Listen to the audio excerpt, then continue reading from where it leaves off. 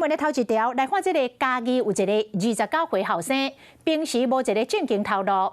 顶个月甲妈妈讨钱讨无，甲妈妈来冤家，竟然甲妈妈牙关关，然后甲上落涂骹，摔落去挖头做伊走。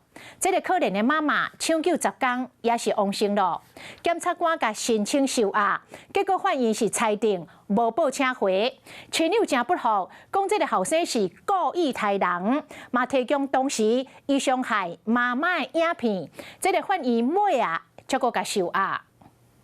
一位少年仔无顾家己的妈妈洗粒子，为后壁面甲人抱起来摔，粗残对待家己的老母，看到人倒伫咧涂骹，袂顶袂当，嘛是做伊走，无要家插。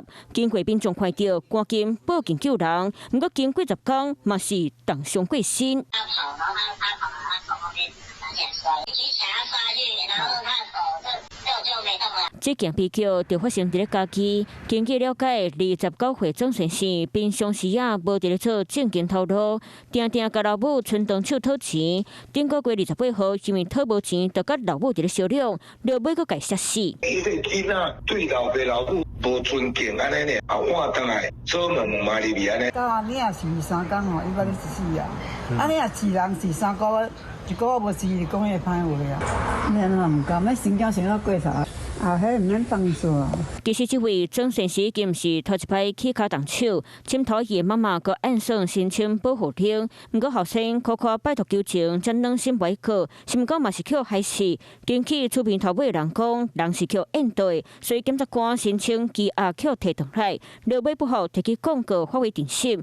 这个月20号定开羁押庭，敢是因为怕人画片夹出来，加上亲戚朋友拢主张伊是挑故意甲人害死，所以法院裁定收押。第一次还没有被羁押，就觉得一个很扯，要宽松一点的那个，怕那个法官给他轻判什么的，最好是关个10年起跳。下手的手段、客观的状态，综合来判断到底他应该构成什么犯罪。他有这个直系血亲的处罚一个加重其刑。高等美国无上算，一顿啉糜捡起来扛，叫报警还是亲戚朋友敢希望伊爱付出应有代价。Hello， 我是林仙怡。想要抢先掌握最及时的新闻资讯吗？赶快订阅、按赞、开启小铃铛，锁定华视新闻 YouTube 频道。